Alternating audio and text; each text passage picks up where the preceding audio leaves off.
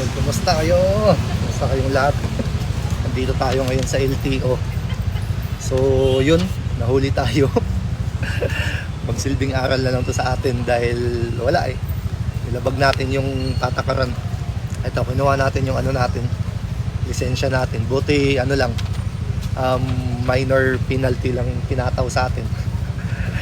Kasi nagmamadali tayo yung nakaraan eh. Minsan kahit anong pagmamadali, dapat huwag talaga pairalin yung init ng ulo na mag-violate ka sa mga traffic signs, di ba? So ngayon, abala patuloy. Tapos may points na yung ano natin. Dagdag kaalaman lang, 5 points limit. Ano ba yun? Basta 5 points. Basta kung makaka 40 points ka, automatic 2 years suspension na yung license na. So may 5 points na tayo. Ayan, tinubos natin yung lisensya natin. So may ano na kaagad, siyam na 5 points. So yun, mag-election sa atin. Pero ngayon, at least nakuha na natin within 2 days. 2 days pala nakalipas, nung Martes yun kasi nagpadali ako eh. Madali ako na makauwi dahil nga may nahabol ako mga dokumento. So yun, di na tayo nag-move it. Kaya baka umalis na lang ulit tayo. Hindi kinaya dito, OFW na lang ulit tayo.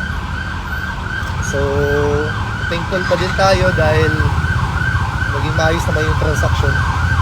Saka dahil ano lang, considered as minor lang naman yung magawa nating violation, wala na siyang seminar. Nakakatakot kung may seminar ka, lalong abala yun. So dito na yung license natin, nakapag-drive na tayo ulit. Doble ingat, tapos wag na mag-violate talaga. Kung sa mga nagtatanong kung anong huli, bus lane yun, bus lane. Common mistake sa mga nagmamadali, lalo na pag walang bantay. Pero talagang maigpit na pinagbabawal yun. So sumunod na lang tayo sa batas, mga idol. So yan ngayon, may ano ba tayo? Ano ba? May oras na alas 10. May transaction pa tayo, madami pa tayong gagawin kasi naayos natin yung mga dokumento natin, baka umalis tayo ulit. So yan. Okay. Biyahe naman tayo pauwi.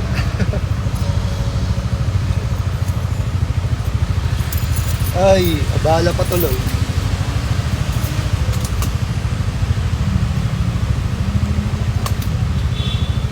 Pero okay lang kasi dapat matuto tayo sa mga pagkakamali natin. Sa pagkabawal, wag nang sangkain. Kahit gaano ka nagmamadali. So ngayon dito tayo sa LTO main branch sa East Avenue. So hopefully na iwasan ko na talaga yun. Ayoko nang maulit to. Bahala na kung anong oras makauwi. Madali kasi ako kasi late. Tas medyo hindi maganda yung panahon.